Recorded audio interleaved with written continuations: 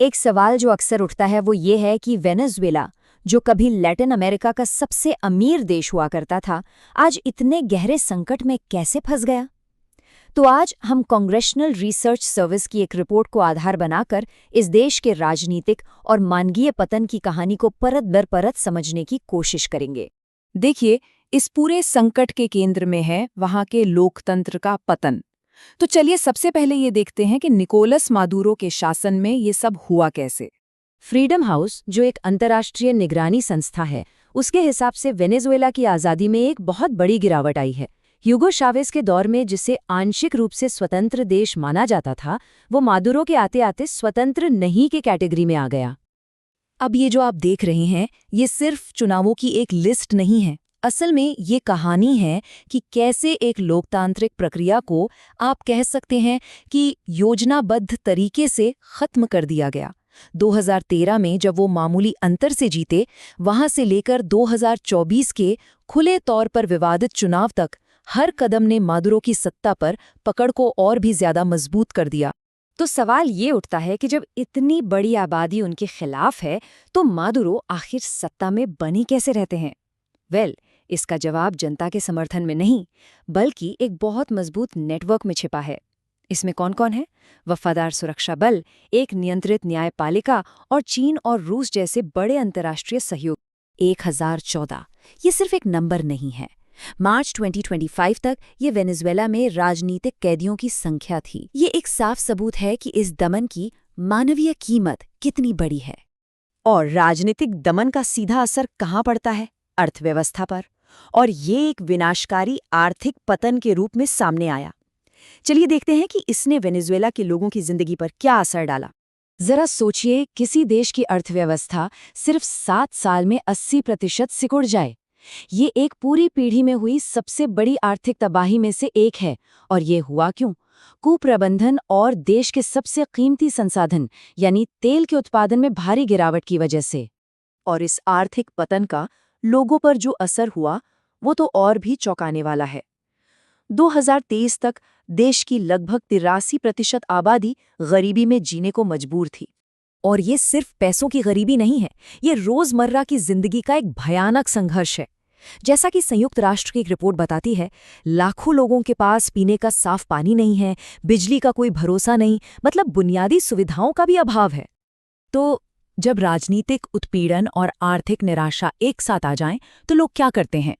Venezuela के मामले में लाखों लोगों ने एक बहुत ही मुश्किल और दिल तोड़ने वाला फैसला लिया, अपना घर, अपना देश छोड़ना। दिसंबर 2024 तक के आंकड़ों को देखें तो करीब 79 लाख वेनेजुएला के नागरिक शरणार्थी और प्रवासी बन चुके थे। आपको पता है, ये सीरिया के बाद दुनिया का दूसरा सबसे बड़ा बाहरी विस्थापन संकट है। और ये संकट मुख्य रूप से एक क्षेत्रीय संकट बन गया है। जैसा कि ये चार्ट दिखा रहा है, ज्यादातर लोग यानी 67 लाख पड़ोसी लैटिन अमेरिकी और कैरेबियन देशों में चले गए।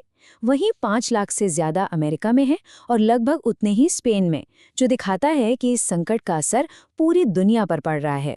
तो इस इतने बड़े और जटिल संकट के जवाब में संयुक्त राज्य अमेरिका ने क्या किया है? पिछले कुछ सालों में अमेरिकी नीति में काफी बड़े बदलाव देखने को मिले हैं। ट्रंप एडमिनिस्ट्रेशन ने अधिकतम दबाव की रणनीति अपनाई थी। मतलब ये उम्मीद की गई कि कड़े से कड़े प्रतिबंध लगाकर मादुरो को सत्ता छोड़ने पर मजबूर कर दिया जाएगा। लेकिन इसके उलट बाइडेन एडमिनिस्ट्रेशन ने एक अलग तरीका अपनाया।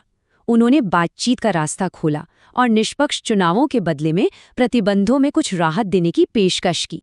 अमेरिकी प्रतिबंधों को देखें तो ये कई लेवल पर काम करते हैं। कुछ व्यक्तिगत प्रतिबंध हैं जो भ्रष्ट अधिकारियों को निशाना बनाते हैं। फिर वित्तीय प्रतिबंध हैं जो सरकार के पैसे तक पहुंचने के रास्ते बंद करते हैं। और फिर हैं क्षेत्रीय प्रतिबंध जो देश की अर्थव्यवस्था के मुख्य स्तंभों जैसे तेल और सोने पर चोट करते हैं।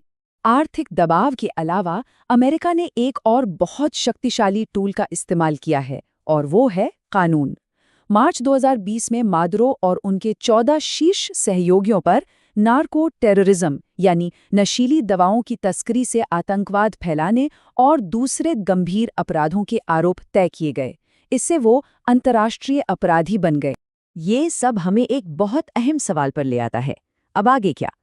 और यही वो सवाल है जिसका सामना आज अमेरिकी कांग्रेस कर रही है। ये सीआरएस रिपोर्ट असल में उन्हें एक सोचा समझा फैसला लेने में मदद करने के लिए ही बनाई गई है। तो ये जो रिपोर्ट है ये सीधे अमेरिकी सांसदों को जानकारी देती है जो इस मुश्किल नीति पर विचार विमर्श कर रहे हैं। कांग्रेस के सामने कई बड़े फैसले हैं। क्या मौजूदा प्रतिबंध वाकई काम कर रहे हैं? वेनेजुएला के लोगों की मदद के लिए और क्या किया जा सकता है? और अमेरिका को इस बड़े प्रवासन संकट का जवाब कैसे देना चाहिए? ये सभी फैसले सीधे सीधे वेनेजुएला के भविष्य को प्रभावित करेंगे। और आखिर में सबसे बड़ा सवाल यही है, क्या बाहरी दबाव, सहायता और कूटनीति का कोई भी कॉम्बिनेशन वेनेजुएला में लोकतंत्र को फिर से बहाल कर सकता है, या फिर इसका असली समाधान देश के भीतर से ही आएगा? इसका कोई आसान जवाब नहीं है और वेनेजुएला के लाखों लोगों का भविष्य इसी सवाल के जवाब पर टिका है।